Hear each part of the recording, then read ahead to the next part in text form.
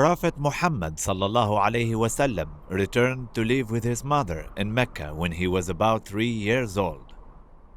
3 years later, Amina decided to take her son to visit his uncle in Yathrib.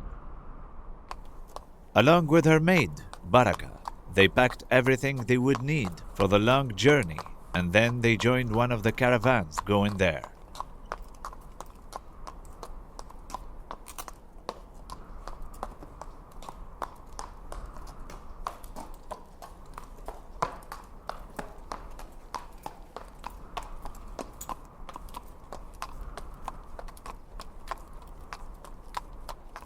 They stayed in Yathrib a month, and the young prophet enjoyed the visit with his cousins. On their way back to Mecca, however, Amina became ill and died. She was buried in the village at Al-Abwa, not far from Yathrib. The young prophet was now 6 years old and had lost both his father and mother. He was then adopted by his grandfather, Abdul Muttalib, who loved him dearly and kept him by his side at all times. It was the custom of Abdul Muttalib to sit on a blanket near the Kaaba. There he was always surrounded by people who had come to speak to him. No one was allowed to sit on the blanket with him, however, except his grandson, which shows how close they were to each other. Many times Abdul Muttalib was heard to say, "This boy will be very important one day." 2 years later, Abdul Muttalib became ill, and the Prophet stayed by him constantly. Abdul Muttalib told his son, Abu Talib, to adopt the Prophet after his death, and he agreed.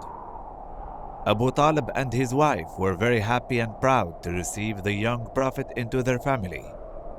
Abu Talib had many children of his own, but the Prophet immediately became part of his family and their favorite child.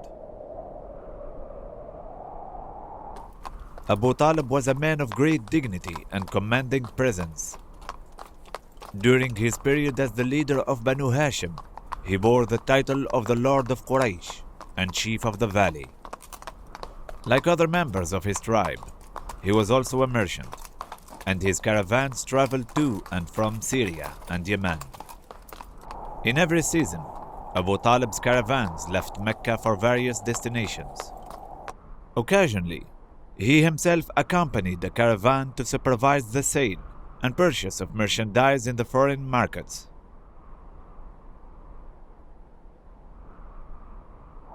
Such trips often took many months to complete. When the Prophet was 12 years old, he accompanied his uncle on a trade journey to Syria. It was the Prophet's first journey to the north. After days of travel, the caravan arrived at a place called Basra, where the Romans used to come to trade with the Arabs. A very interesting incident took place here, which caused Abu Talib to return the Prophet to Mecca. Near this marketplace lived a monk called Bahira. His cell had been used by generations of monks before him and contained ancient manuscripts. Bahira had very simple provisions and lived a harsh life, surviving on the bare essentials. His residence was on the main caravan route, and he regularly saw caravans passing by, carrying different goods destined to be sold in the great market of Syria. As the Prophet's caravan was approaching, Bahira was sitting outside his house. He noticed that this caravan was different. There was something special about it. He was amazed when he saw a large white cloud over the Prophet's caravan. It was the only cloud in a clear blue sky, and it appeared to be shading one of the travelers. The monk was even more surprised when he saw that. The cloud disappeared when that traveler sat down under a tree. Bahira knew from the scriptures that a prophet was expected anytime soon, and it had been his wish to see the Prophet before he died. He realized that what he just seen was a miracle, and his wish might, after all, might come true. The monk sent an invitation to the Meccans to come and eat with him. The Arabs were surprised because they often passed by, and Bahira had never invited them before.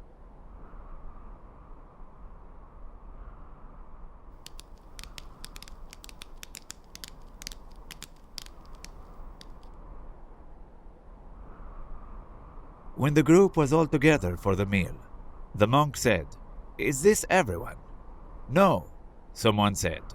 "A boy was left watching the camels." Bahira insisted that the boy should join them. The boy was Prophet Muhammad sallallahu alaihi wasallam.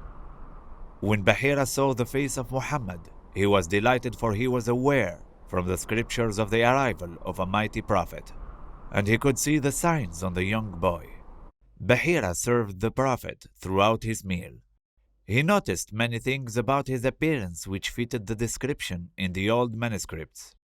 Later on, he took the young boy aside and asked him many questions. They talked together about Allah and about the Prophet's life and family. He asked him a series of questions such as how he sleeps, what does he see when he sleeps, what he thinks about, and what he does all day. The young Prophet answered truthfully, which convinced Bahira of who he is. Then the monk went to Abu Talib and asked him how he was related to the Prophet. Abu Talib told him that the Prophet was his son. Bahira replied that this could not be so, because the boy was destined to grow up an orphan. Abu Talib confirmed that he was in fact his nephew. What was said made Bahira certain that this was indeed the prophets foretold in the scriptures. Bahira revealed to Abu Talib that Muhammad would be a great prophet one day. He said that when he had seen the caravan in the distance, there was a cloud hanging over them, which was shading them from the great heat of the desert. When the caravan had stopped under a tree, the cloud had also stopped above them. Bahira said that he had seen the stones and the trees prostrating to Muhammad as he had been walking by. They only do this for a prophet of Allah. This is the master of all humans. Allah will send him with a message which would be a mercy to all humans. Bahira advised that Muhammad should be taken back to Mecca at once, as some people would even kill him if they found out about the boy. Abu Talib took the advice of the wise old monk and sent the Prophet back with a young man named Abu Bakr radiallahu anhu and Bilal radiallahu anhu. It is said that they formed a deep bond which lasted right through their adult life.